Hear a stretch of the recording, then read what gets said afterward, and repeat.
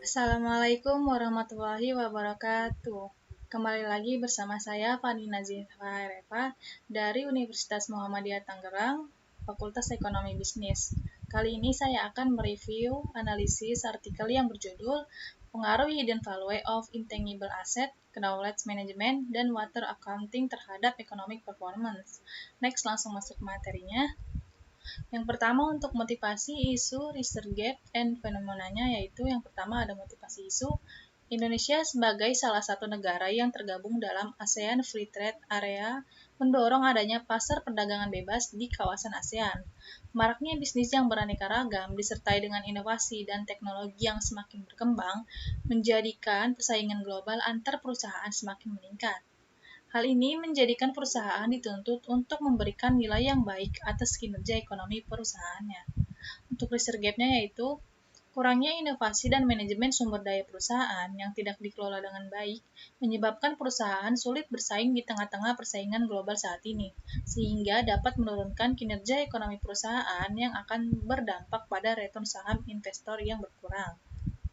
Selanjutnya untuk fenomenanya yaitu Water accounting didefinisikan sebagai sistem perusahaan dalam menghitung penggunaan air dan mencakup masalah yang terkait dengan penyimpanan air. Untuk mengelola sumber daya air secara efektif, perusahaan memerlukan akses ke informasi yang sesuai. Chris dan Bullitt tahun 2017. Intangible asset dijadikan sebagai faktor signifikan untuk menilai kinerja perusahaan oleh Martin dan Lopez tahun 2016. Hasil yang berbeda menemukan bahwa knowledge management tidak memiliki pengaruh yang signifikan terhadap economic performance oleh Williams tahun 2018. Indonesia sebagai salah satu negara yang tergabung dalam ASEAN Free Trade Area mendorong adanya pasar perdagangan bebas di kawasan ASEAN. Untuk bagian ini tidak ada kritik karena penulis sudah cukup jelas menjelaskan motivasi isu, research gap, serta fenomena yang ada di artikel ini. Yang kedua, artikel utama dalam penelitian ini.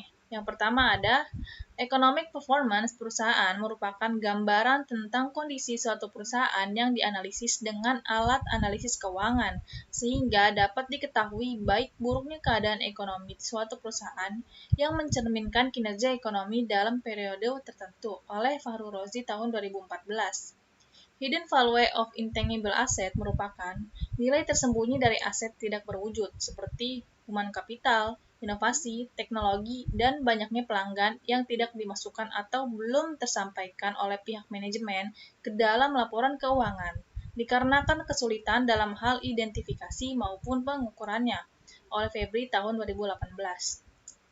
Knowledge management berisi informasi yang siap dan dapat digunakan dalam membuat keputusan dan tindakan, oleh Cheng and Lin tahun 2015.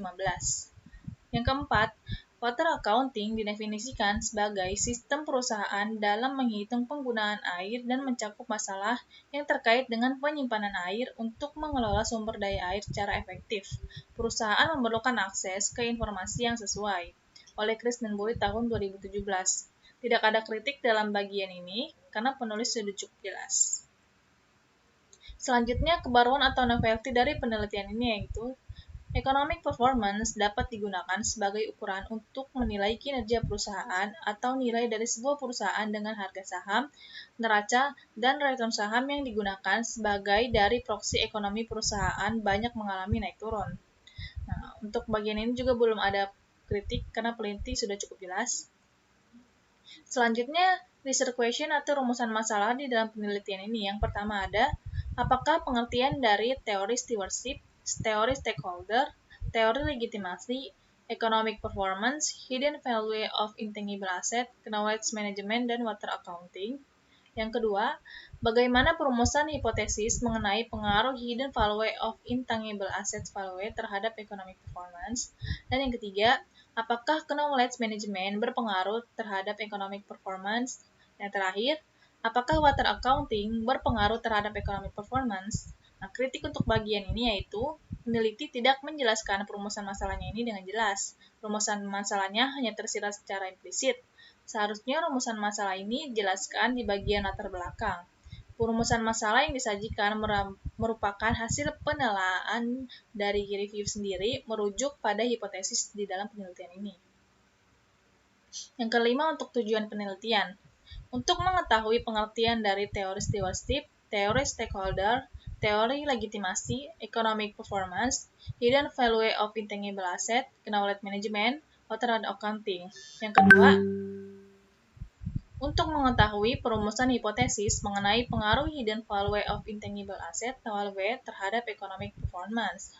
Yang ketiga, untuk mengetahui pengaruh knowledge management terhadap economic performance. Dan yang keempat, untuk mengetahui pengaruh water accounting terhadap economic performance. Untuk kritiknya sendiri, tidak ada, peneliti sudah cukup jelas dalam menjelaskan tujuan penelitiannya.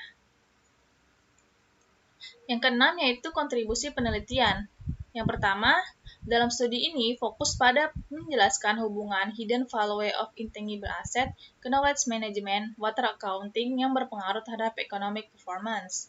Yang kedua, peran economic performance terhadap hidden value of intangible assets, knowledge management, dan water accounting. Nah, untuk pada bagian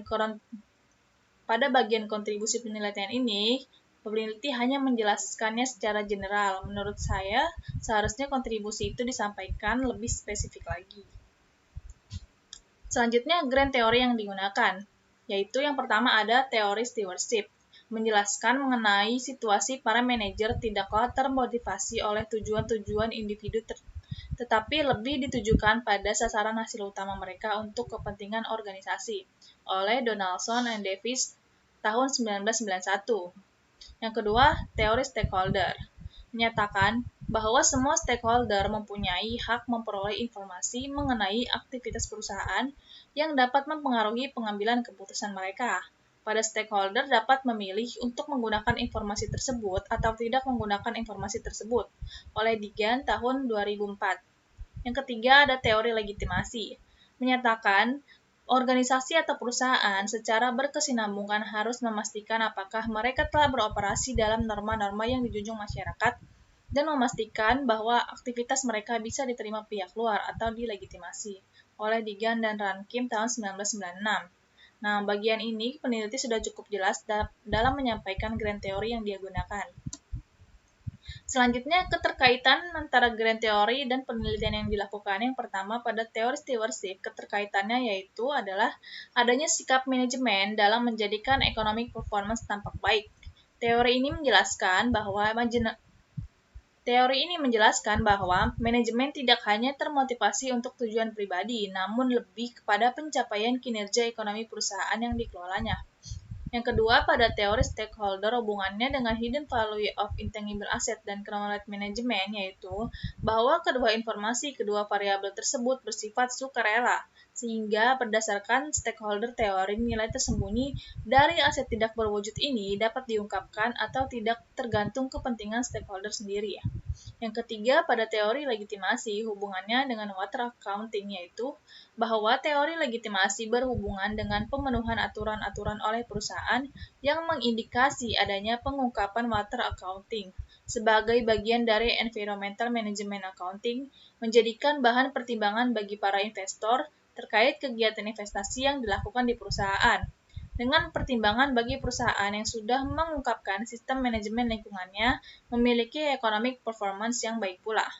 Nah, untuk pada bagian ini, peneliti juga sudah cukup jelas dalam menyampaikan keterkaitan antara grand teori dengan penelitian yang dia lakukan. Selanjutnya, untuk kerangka konseptual sendiri, peneliti tidak mencantumkan di dalam artikelnya, dan ini hanyalah review dari saya. Nah, pada variabel Y-nya itu ada economic performance, sedangkan untuk X1-nya ada hidden value of intangible asset value, knowledge management untuk S2, dan water accounting untuk S3. Selanjutnya untuk hipotesis penelitiannya, yang hipotesis pertama ada hidden value of intangible asset berpengaruh positif terhadap economic performance. Yang kedua, knowledge management berpengaruh positif terhadap economic performance. Dan yang ketiga, water accounting berpengaruh positif terhadap economic performance. Tidak ada kritik untuk poin ini ya, teman-teman sudah cukup jelas. Nah, yang ke-11 ada metode penelitian yang digunakan, Yang pertama, untuk rancangan penelitian menggunakan analisis regresi. Nah, yang kedua, pada definisi operasional variabel dan pengukurannya, variabel dependennya yaitu economic performance, sedangkan variabel independennya yaitu hidden value of intangible assets, knowledge management, dan water accounting. Nah, pada bagian ini peneliti kurang jelas dalam menjelaskan indikator pendekatan kuantitatifnya. Selanjutnya, untuk teknik penarikan sampel yang digunakan yaitu purposive sampling. Penelitian ini menggunakan sampel perusahaan manufaktur yang terdaftar di Bursa Efek Indonesia periode 2014 sampai 2018. Nah, peneliti sudah cukup jelas menyampaikan teknik penarikan sampelnya. Selanjutnya, untuk uji analisisnya menggunakan 9 perusahaan dengan periode penelitian 5 tahun dan jumlah data observasi sebanyak 45. Nah, peneliti sudah cukup jelas ya menyampaikan uji analisisnya. Selanjutnya, untuk jenis data yang digunakan di penelitian ini yaitu analisis regresi data panel. Nah, untuk uji kelayakan modelnya sendiri menggunakan metode regresi data panel juga. Peneliti sudah cukup jelas ya teman-teman menyampaikannya. Nah, berikut ada tabelnya untuk uji Chow, Hausman test, Langrenz multiplier. Nah, berikut persamaan regresi yang digunakan untuk pengujian hipotesis penelitian. Nah, untuk pembahasan hasil penelitian sendiri, pada statistik deskriptif ini peneliti sudah cukup jelas. Untuk hasil uji kelayakan model juga peneliti sudah cukup jelas. Dan pada uji hipotesis F ini menunjukkan bahwa F statistiknya sebesar 3,23862 itu lebih besar daripada F tabelnya, yaitu sebesar 2,83275, dan nilai probability F statistiknya 0,00435 itu lebih kecil dari 0,05.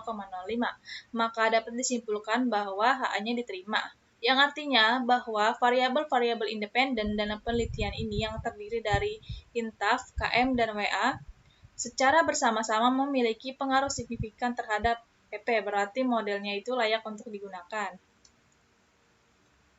Pada adjust R-square-nya atau koefisien determinasinya yaitu sebesar 0,35883. Artinya bahwa variasi perubahan naik turunnya economic performance itu dapat dijelaskan oleh INTAF, KM, dan WA sebesar 35,88% dengan tingkat korelasi rendah, sementara sisanya yaitu sebesar 64,12% dijelaskan oleh variabel-variabel lain yang tidak diteliti di dalam artikel ini.